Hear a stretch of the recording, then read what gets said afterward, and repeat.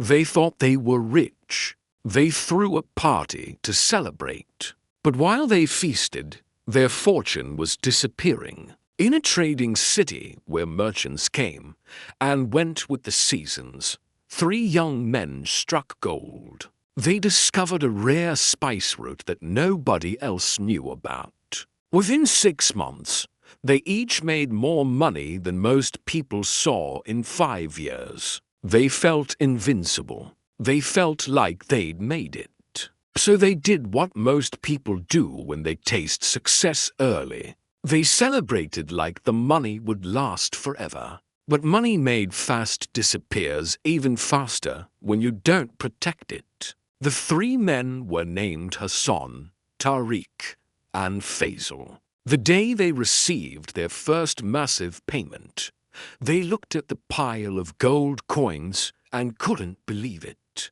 200 coins each, more wealth than they'd ever held. Hassan said, "We're rich. We need to celebrate this." Tariq agreed. "We've earned this.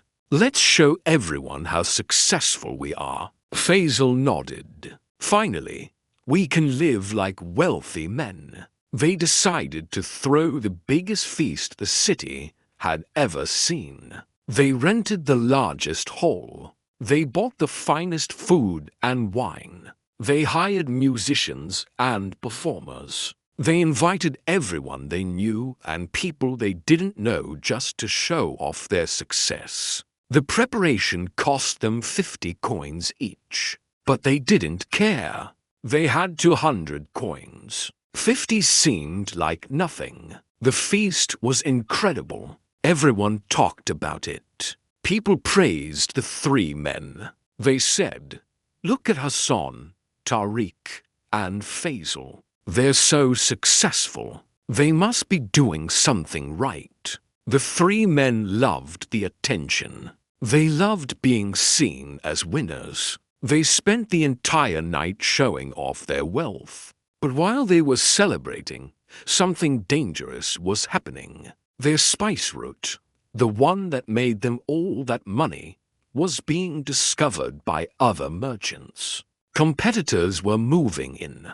The advantage that made them rich was disappearing. One of their suppliers sent them a message during the feast. "We need to secure the route. Other merchants are trying to cut deals. We need to invest more money now or we'll lose exclusivity." Hassan was too busy drinking to read it. Tariq saw it, but thought, "We'll handle it later. Tonight is about celebrating." Faisal said, "We already made our money. We'll figure it out tomorrow." Tomorrow came, but instead of working, the 3 men were exhausted from the feast. They spent the day recovering, talking about how amazing the party was, planning the next one. A week passed. Their supplier sent another message. "It's urgent. If you don't invest now, we're giving the route to someone else." But Hassan had already spent another 30 coins on a new house. Tariq bought expensive clothes and jewelry. Faisal purchased a fancy horse and carriage. They were spending like they'd always have more coming in. By the time they finally responded to their supplier, it was too late. Another merchant had invested and secured the exclusive route. Hassan, Tariq, and Faisal lost their advantage. Their easy money stopped flowing. Now they had to work like everyone else, competing for standard trades, fighting for normal margins, making regular money instead of extraordinary money. Within 2 years, all 3 men were broke.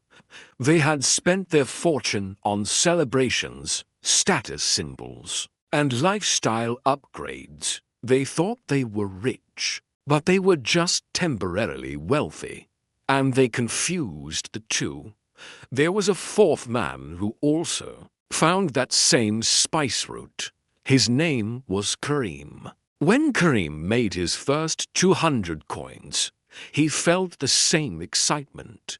But he did something different. His friends invited him to the feast. They said, "Come celebrate with us. We're rich." Kareem showed up for an hour, congratulated them, and left early. People thought he was boring. They thought he didn't know how to enjoy success. But Kareem knew something they didn't. He knew that early money is the most dangerous money, because it makes you feel like you've arrived when you've barely started. While Hassan, Tariq, and Faisal were feasting, Kareem was working. He read the message from the supplier. He understood that their advantage was temporary. So instead of celebrating, he invested. He put 50 coins into securing better terms with suppliers. He spent another 50 building relationships with backup partners. He used 30 to improve his storage facilities. He kept the rest as emergency reserves. Kareem didn't buy a big house. He didn't throw parties. He didn't upgrade his lifestyle. He lived exactly the same way he did before the money came.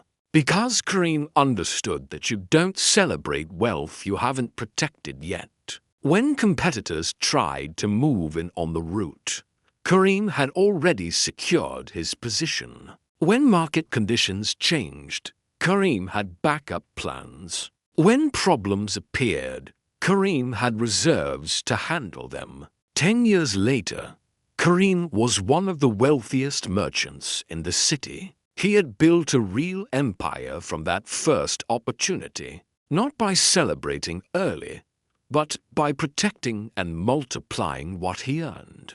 Meanwhile, Hassan, Tariq, and Faisal were back to working regular jobs. They still talked about that one great feast, that one moment when they felt rich. But the money was long gone. One day, Hassan saw Kareem walking through the marketplace, clearly successful and secure. Hassan stopped him and said, "We all started with the same opportunity. We all made the same money at first. How did you become so wealthy while we lost everything?" Kareem looked at him and said, "Because you celebrated before you secured.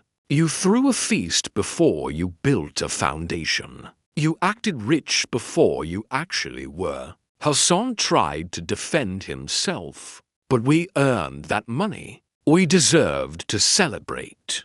Kareem shook his head. "You earned a payment, not wealth. Wealth is what stays after you stop earning. You had income. You confused it with security. And while you were showing off, your income disappeared." Here's the truth about money that destroys most people. Early success is a test, not a trophy. When you make your first big money, your natural instinct is to celebrate, to upgrade your lifestyle, to show everyone you've made it. But that instinct is exactly what keeps you from actually making it. Hassan, Tariq, and Faisal represent most people who taste success. They get a big bonus, a great sale, a lucky win, and immediately they spend it on things that make them look successful, but don't build actual wealth. New car, bigger house, expensive clothes, lavish parties. They're celebrating wealth they don't actually have yet. Kareem represents people who build lasting wealth. They take early success seriously. They don't celebrate before securing. They protect their advantage before enjoying it. Think about athletes who make millions and go broke within years. Or lottery winners who lose everything. Or business owners who have one good year and blow it all on lifestyle. They confused early income with permanent wealth. They celebrated before they built. They acted rich before they were actually secure. The richest people you'll ever meet often look the most normal. They drive regular cars. They live in modest homes. They don't show off, not because they can't afford to, but because they understand that real wealth is quiet, protected, and multiplied before it's celebrated. Early money is the seed. Celebrating is eating the seed. Building is planting the seed. Most people eat. Few people plant.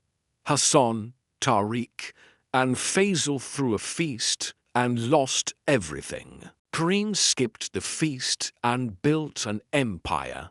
Same opportunity, different priorities. Stop celebrating early wins. Start securing them. The feast can wait until the foundation is built. Subscribe for more.